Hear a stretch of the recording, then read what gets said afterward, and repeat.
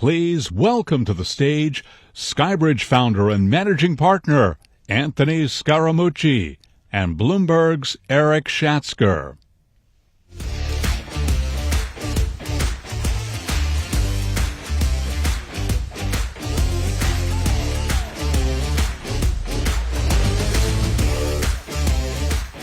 That was like the voice of God. That was very impressive. Matt Gaetz has left the building. Paging Matt Gaetz. Is he here? Matt? No, I'm sorry. I'm sorry. Anthony, good to see you. Good to see you too, by the way. You know, I miss you, Erik.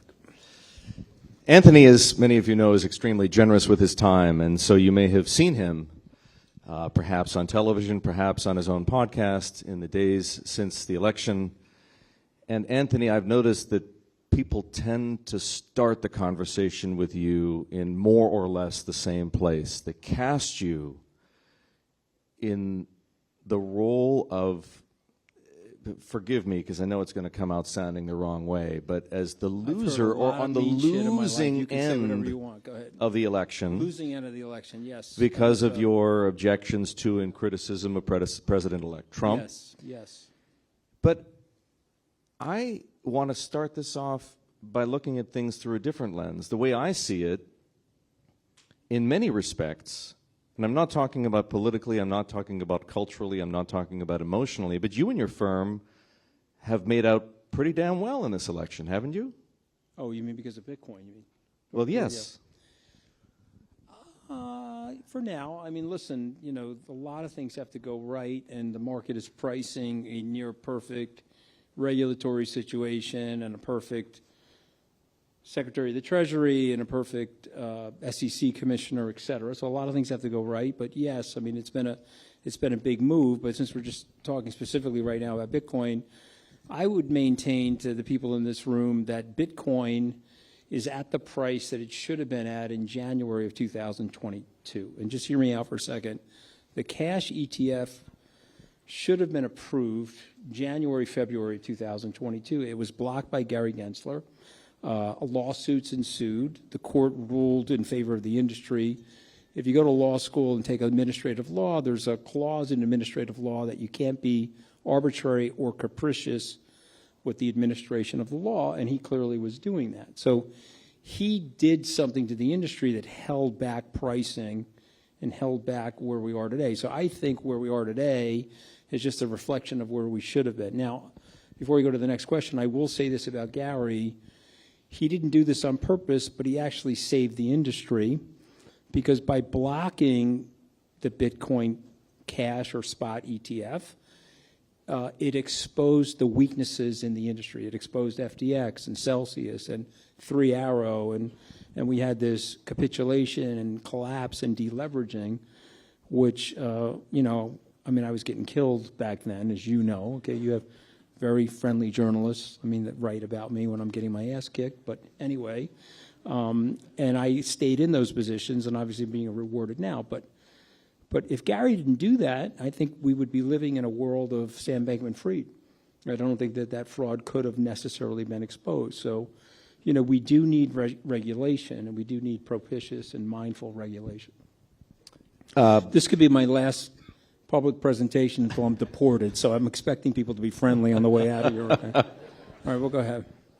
Matt Gaetz is not the only individual to have left the building. We also, to your point about Gary Gensler, learned today that he is stepping down as SEC chairman, and so we will have someone else as the Attorney General. We will have someone else as the chairman of the SEC, and we'll have many new people in many positions.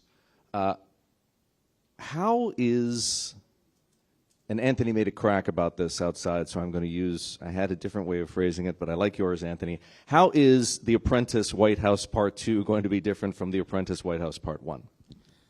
Well, you know, obviously the cliche is that the definition of insanity is you do the same thing over again and expect a different outcome, but there will be a different outcome. But you have to understand how Washington works. Okay, I got my 11-day PhD in Washington scumbaggery. Okay, so let me tell you how it's going to work, okay? They are ready for Trump, and they have shape-shifted and gotten into position. They were not ready for Trump season one. They got caught off guard. Who's they? The establishment. This is garden variety Republicans that hate Trump, that when they get to a microphone like this, they say they love Trump. These are garden variety Democrats. These are the people of the establishment. They're shape-shifting right now to get ready for Trump and to get ready for any of the potential insanity that ensues. And so the walk-around yesterday is a brilliant example of this, okay? And by the way, whatever you think of This is the walk-around of Gates and Vance, right. Okay? And by the way, whatever you think of J.D. Vance, okay, I got him up 25 IQ points from the election. And let me just explain to you why. Where has J.D. Vance been? This guy, the election was over, and this guy said, I'm getting out of Dodge. J.D., do you want to do CBS Morning News? I don't. Do you want to go on Meet the Press? I don't. He disappeared. We can't find him anywhere because he's gotten the memo. This is Donald Trump's show. There's one light on the stage. It's on Donald Trump. Get out of the way.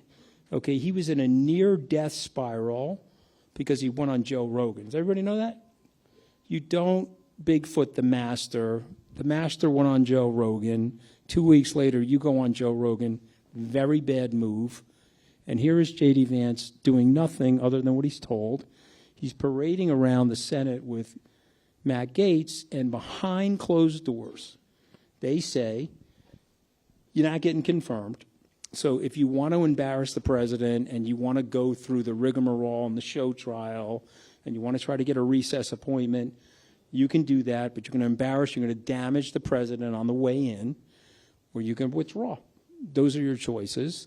And this morning or this afternoon, whatever time it was, he withdrew. And so Washington is ready for Donald Trump. And so I do predict a better outcome this time, more stability, because they're ready for him. And they're working in concert with each other now. Before, it was like, I'm going to team up with Trump because he's a Republican, and I'm going to do this, I'm going to do that. They're not doing that now. I find this a fascinating point because in some ways, Anthony, it's contrarian. We know that Donald Trump wants to take down the establishment, the political establishment, the judicial establishment. And what you're saying to us is they won't be so vulnerable? I'm saying to you that the immunological system of Washington and the behemoth known as the federal government is ready for Donald Trump this time. I'm saying to you that when outsiders go to Washington, so some people call Washington a swamp. It is not a swamp. It is a gold-plated hot tub, okay? And they sit in that hot tub, and they pass cigars, and they pass Dom Perignon champagne to each other, and they look at you and say, are you with us or you're not with us? If you're with us, here are the champagne flutes, get in the hot tub, let's go. And if you're not with us, we're going to hit you with a ray gun and knock you out of the town. Okay, there's 4 ways to get blasted out of Washington. You want to hear the 4 ways? Okay, way number 1 is they drop an Oppo bomb on you. Okay, so they get a USB, and there's 20 things that have happened to Erik Schatzker. He doesn't want you to know about them. There's 200 million things that have happened to me. You already know about them, but you don't know about Erik. But they drop them on him, and then they put him on the front page, and they embarrass him out of Washington. That's number 1. The second way is they slow down the security clearance. Okay, Erik is not one of us. He's not going to smoke the cigar in the hot tub. Don't give him the security clearance. Make something up. He stubbed his toe in the 2nd grade and upset somebody at the FBI, right? 3, let's find an asset that Erik's got to sell to come to Washington. And maybe it's his prize asset. He doesn't want to sell it, but we're going to force him to sell it. Erik, you got to sell your thoroughbred horse to come to Washington. You know what? The horse is more important to me than Washington. And number 4 is a full-on frontal front stabbing. Erik, you're a horrific human being. You don't fit in Washington. You got to go. Number 4 never happens. Does everybody know that? They won't do that to you. They do the Washington 2-step, and they always hit you from the back while they're praising you from the front. So they'll literally talk to you. They'll pick your eyeball out with an ice pick. They'll drop it in a martini glass. You're bleeding at the table, and they're still talking to you. Like nothing happened. And by the way, that was actually a pretty good joke. You can laugh at that. I know you're like, I know you're like all AI people and shit, but you should laugh at something like that, okay? And that's how it works in Washington, okay? And so they're now ready for Trump. And so Trump wants to hit the establishment and all this other stuff. But you know what he really wants to do? He wants to get attention. He wants to hang out with Putin and his buddies, and he wants to play golf. And I think it's going to go better this time. I'm the contrarian on that for that reason. Now, why did he pick Gates? Somebody told me he's going with Dan Bongino. Does anybody in this room know who Dan Bongino is? You got to Google the guy. I mean, this guy's like a full-on podcast lunatic. Former Secret Service guy, kicked out of the Secret Service. Trump is saying he wants to put him in charge of the Secret Service. So he's going with loyalty and lunacy over competence if it's an area of the government that he thinks he needs to control.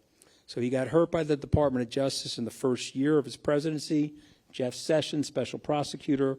Let's go with Matt Gaetz, lunacy and loyalty. I'll be able to control him.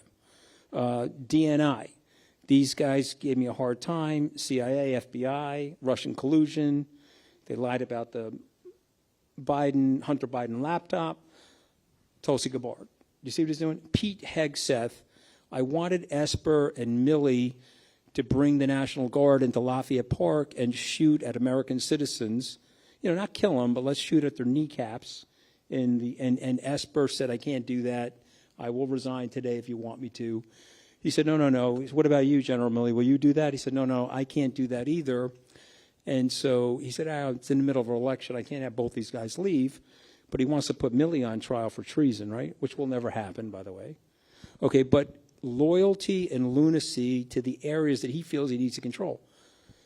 The Treasury Department is not loyalty and lunacy because he actually needs the Treasury Department. If he wants to impose sanctions, implement tax policy, if he wants to do things, related to state and local income tax deduction, which I believe he will eliminate, he's got to get somebody bright and somebody competent in that role. And so that's why it's taking a while, because he's fishing Wall Street, he's fishing the community. He's dropping names. What do you think of Bill Haggerty? What do you think of this guy? What do you think of that guy? Howard Lutnick pissed him off, so now he's at Commerce. But the other guys are still in the running. I think it goes to Scott Bessent. That's my guess. Not Mark Rowan. I love Mark. I think he would be an incredibly talented person. I got to be careful who I say I like and don't like, because if I say I like somebody, it could get him in trouble. I got to be careful. So I love Mark. He's an incredibly talented guy. He would be a brilliant Secretary of the Treasury. He's got a very safe pair of hands. But when you look at Mark's career, it's an establishment career. And so he's not as conversant on tariffs as Bessent is. He's not as conversant on crypto as Bessent is. But he would be an incredibly gifted Secretary of the Treasury.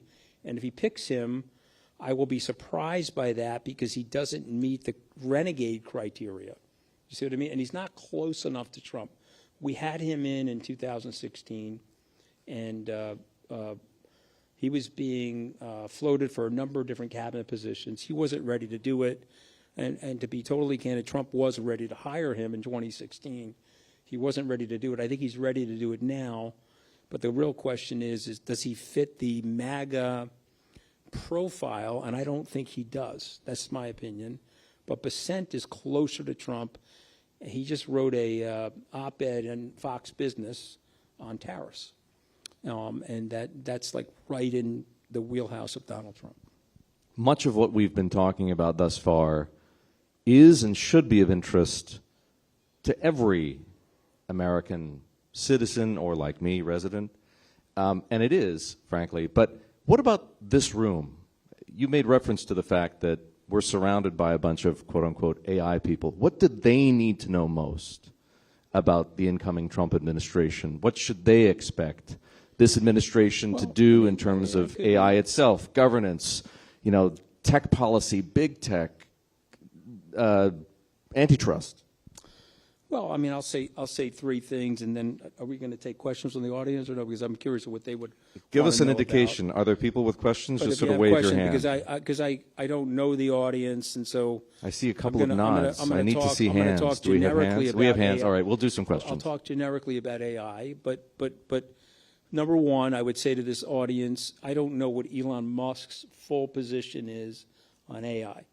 He sometimes talks apocalyptically about AI, and the other side of his mouth, he's building XAI at an incredibly fast rate. I guess 122 days he put together a human brain out of machines or something like that. So whatever he's doing, okay, you got to know what he's doing, and you got to know what he's thinking, because right now, until he's not in that position, and that day will come, he's going to influence Donald Trump, and he's going to influence policy and decision-making related to AI. That's number one. Number two, I don't know the group, but I can just tell you as an economic analyst, the sanctions sometimes don't work, and they sometimes do work. They have worked in terms of slowing down the progress of our potential adversaries in AI. If you talk to the CIA or the FBI or the NSA, they will give you empirical data that we are now back ahead of our adversaries. Again, you guys may know that better than me, but if you like the use of the government to apply power and sanctions to protect U.S. industries, this is your administration. They're definitely going to do that. And then the third thing I would say to people is that if you have an interest in this sort of stuff, that you should read Robert Lighthizer book. And the title of his book is No Trade is Free. It's 200 pages. If you don't want to read the book, I interviewed him on my podcast. You could just look up Scaramucci Lighthizer as a 45-minute interview. And it's his theory on U.S. trade. And why is that important for the people in this room is that he will cripple your competitors if they are state-sponsored. Okay, and so what Lighthizer can't stand is here is the Chinese steel industry, and they're getting fortified by the Chinese government, and now their price is at a 30% discount below the market to what U.S. private market pricing is, and now they're entering our market to eat market share at this subsidy. Okay, so he does not like that, nor should he like that. It's actually very unfair to the American worker, and so he'll put up a barrier or a tariff. So when you're looking at the tariffs are academically, people say, oh, Smoot-Hawley, the tariffs pushed us into recession and great protectionism, but the country needs tariffs. If they really understand the tariffs, they have to be surgical and they have to be protective when other countries are attempting to take advantage of us. And I think it's something that people really have to do some homework on. And let me just make one last point, because Wall Street gets a lot of things wrong, and I can tell you something that we got wrong in 1999. And people may or may not remember this, but you were just joining Bloomberg, and there was a gigantic protest in Seattle where a group of labor, Ralph Nader, went to protest the World Trade Organization meeting. Anybody remember that? And what happened in that meeting, okay? The labor people and Ralph Nader said, don't let China into the World Trade Organization at the emerging market level. What did that mean? They could put up protective tariffs, and then they could sell goods and services into the United States unfettered without tariffs, because they were treated as an emerging economy. As you do that, you're going to hollow out our manufacturing industry. Wall Street, myself included, and please forgive me, we poo-pooed that. So that's a disavowal of the David Ricardo principle of global trade and fair capital allocation, and we should certainly ignore these labor people. They were right. Wall Street was wrong. Robert Lighthizer, who's going to be running trade, is on the side of those people. Okay, and so you should understand that, because it's going to have an impact on AI in your industry. I would love to take questions from the audience, but I am very mindful of the clock because we have other sessions coming up after hours, and so please try to find a moment with Anthony, perhaps when we get off stage. Okay. Anthony, I'll take this last few moments to ask you this question.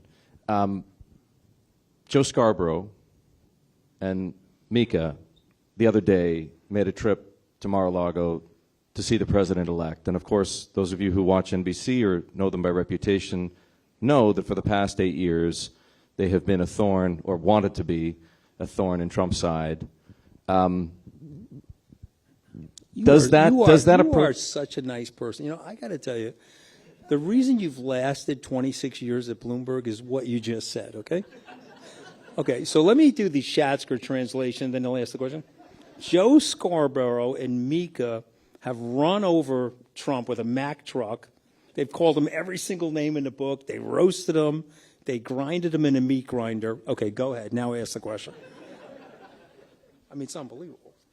Was that a clever thing to do, and is it something you would consider doing? Okay, so my thing with Trump is very personal. Okay, so very personal. So I gave him $1 million. I worked on the transition team, hundreds of hours of media advocacy, 71 campaign stops on the plane. When he was acting out of control, I was always in his grill to talk about the out of controlness. When he hired me, that was one of the biggest mistakes of my career. My wife hates Trump almost as much as Melania hates him, and that's like up here. I mean, you can't even imagine how much she hates him, okay? And my wife told me, do not take the job, okay? And I said, no, I got to take the job. I grew up in a blue-collar family, Tufts Harvard Law School, hedge fund business. I'm now going to go work for the American president.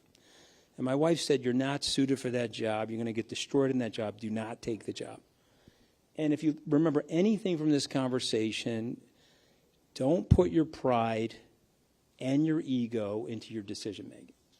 Because I put my pride and my ego into that decision. And one of my mentors, who will remain nameless, got a big job. He spent 6 hours with Trump. He called me. He said, I'm pulling myself out of the job. And I said, wow, yeah, why are you doing that? He said, you know, I don't feel that my personality is going to mesh well with the president's personality, and it's going to end in tears. And I didn't listen to him. I took the job. And, of course, I got annihilated. 11 days later, I got ejected from the White House and blah, blah, blah. And there's a lot of subplots to the thing. But I stayed loyal to Mr. Trump, President Trump. I advocated for him in 18. I advocated for him in 19. If you don't believe me, go look at YouTube. I was on the Bill Maher show in August of 2019, and he was talking about the left-leaning squad, the members of the Congress. He said they should go back to the countries they originally came from. Okay, they're all non-white. 3 of them were actually born in this country. 1 was a naturalized citizen. Bill Maher turned to me on the show. He said, you know, okay, you're supporting Donald Trump, but what do you think of that? I said, well, I don't like that. I'm an Italian-American. They said that to my grandmother. That's American nativism. It's a form of racism. He's the president of the United States. He's president for all people. Look at this beautiful, colorful mosaic of people in this room. Okay, that's what America should be, and I don't like that. Show ended. Bill Maher comes over to me and says, oh, you're going to get your ass lit up by Trump tomorrow. He's going to light your ass up. I said, no, he's not. I've been extremely loyal to him. He fired me 2 years ago. I'm extremely loyal to him. Nah, he goes, you got to go 13 for 10 for Donald Trump, which you don't have to be an AIG genius to know that that's mathematically impossible, but you were 7 for 8 for him tonight. And he's going to light you up tomorrow. I said, I'm going to bet you dinner. Who do you think won the bet? Okay. By 3 o'clock, he was lighting me up. And I'm a New Yorker, guys. I'm not Ted Cruz. So he was lighting me up. And so I think I called him like the fattest president since William Howard Taft, because, you know, he hates being so fat, right? And so then he came back at me, and then I said, oh, my God, you're getting so old, these trolls. You've lost your fastball, okay? And then he went crazy, and he started attacking my wife. Now, my wife and I were having marital problems, pretty well documented. Okay, she didn't want me to go work for him. We were having other problems. She filed for divorce on me. Thank God we fixed that, okay, and we're probably more strongly married today than ever before, knock on wood. But he knew that, and he went after her, and he said ridiculously vicious things on Twitter about my wife. Now, you guys may like the guy, or you may have voted for him, but that is a bro code violation, and that is 5 sigmas away from appropriate behavior, especially after everything I did for you. So that was it. That was disqualifying for me. So if that son of a bitch doesn't apologize for that, I would never go to Mar-a-Lago under any circumstances. Having said that, he's the American president. He's our president. I want him to succeed. I'm not one of those people. But I think Joe and Mika, to answer your question, made a bad decision. Because you can be observant of the situation. They made that decision because their knees were knocking. Does everybody understand that? They think they're getting kicked out of the country, or they think there'll be some kind of show trial, because Trump has said, and not me saying it, Trump has said he's going to use the American military to go after his political adversaries. And he said, I didn't say that. He said that. He said that he was going to seek retribution. I am your retribution. I didn't say that. He said that. And those two looked at each other and said, we're either moving to London or we're going down to Mar-a-Lago and have coffee with Donald Trump. Okay? Let him come after me. I'm okay with that. Okay? I've had a great life in this country. I've lived the American dream. I grew up in a blue-collar family. That's my First Amendment right to speak out. These people still work for us in this country. We don't work for them. Okay? And you have a right to say what you think. Okay? And that's what's made the country. And by the way, the free press is not just to keep check of the people in power. The free press is to teach our second graders to speak and think freely so that they can go on and innovate. They can create Facebook or NVIDIA or Google or Bitcoin. Because the other countries that curb free press and they put the people in re-education camps because they said something about dear leader, they can't replicate this stuff. It happens here for a reason. And so I will be there to protect that. I think they made a terrible mistake. And by the way, I think they know they did. Joe looks deflated to me, like he's got, 10 pounds of oxygen taken out of his step. One of the things that I've learned in all the years that I've known Anthony is that no matter how many times you knock him down, he will dust himself off, get back up, and come back stronger. I'm too short to see the glass anything other than half full. All right, don't forget that.